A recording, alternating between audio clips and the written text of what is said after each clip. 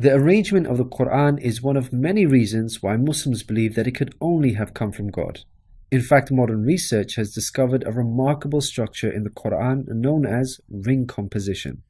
To demonstrate this, let's analyze the second chapter of the Quran known as Al-Baqarah, the cow. This chapter consists of a total of 286 verses. The entire chapter can be divided into 9 groups based on theme. The first group of verses talk about faith and unbelief. This mirrors the theme of the last group of verses. The second group covers God's creation and knowledge. This again mirrors the second to the last group's theme. The third group discusses the law given to the Israelites, which mirrors the giving of law to the Muslims in the 7th group. The fourth group relates to the test of Abraham, a mirror of the test of Muslims in the 6th group. The middle group, the 5th group, is the central theme of the entire chapter, the change in direction of the Muslim prayer.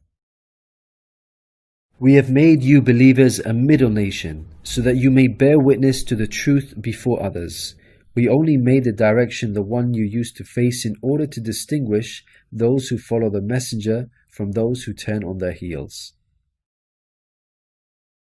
This turning point was the change in direction of the daily prayers from Jerusalem to Mecca, which represented a big test for the believers. We find the mention of this important turning point in exactly the middle of the chapter, the 143rd verse.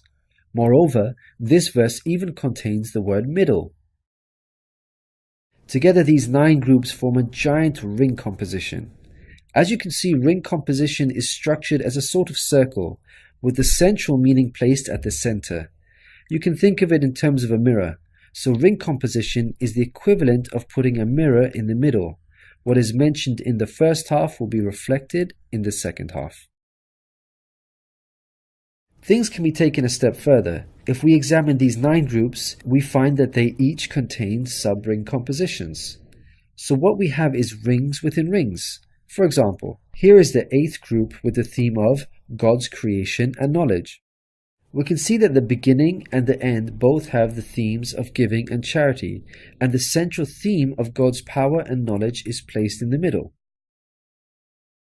Things can be taken further still.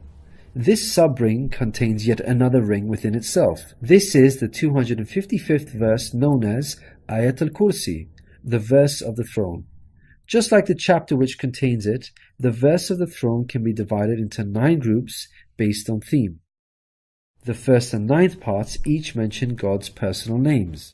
The 2nd and 8th parts both state that God never tires. The 3rd and 7th parts describe that God owns everything in the heavens and the earth. The 4th and 6th parts make it clear that God has total control over us and we are dependent on Him. Notice that the middle of this verse mentions before and after, which could be yet another allusion to the mirroring of ring composition.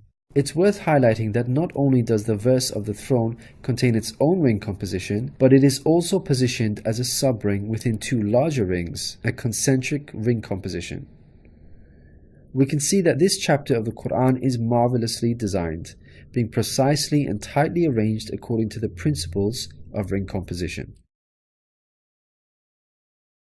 This precision in arrangement is in fact astonishing when we consider the timing of the revelation of these verses. To appreciate this, let's consider the analogy of building construction.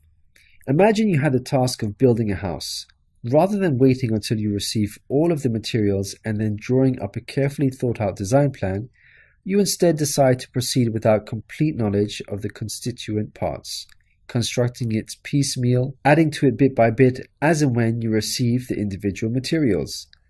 What are the chances that this approach will result in a well-constructed house? Unlike an organized approach where each part is placed in its best possible position according to a design plan, instead you have a situation where it seems each part is placed arbitrarily, depending on the order in which the parts were received. In such circumstances, you would most likely end up with a very poorly designed house, liable to collapse at any time. It is highly unlikely, perhaps even impossible, that this disorganized approach would end up with the same stunningly designed house as an organized approach. Yet this is exactly what we find with the Quran's structure. The builder in our example is the Prophet Muhammad, peace be upon him. The house that he began to build since its first verses were revealed to him is the Quran. The rooms and bricks in our construction example are its chapters and verses. He can never have a design plan in place for the Quran because the revelation of many of its verses depended on events that were out of his control, such as the social developments and challenges that he faced throughout his prophethood. For example, believers would come up to him and question him on a particular matter, or his enemies would challenge him. The responses in the form of revelation would then descend on him, addressing the specific situation that he was facing.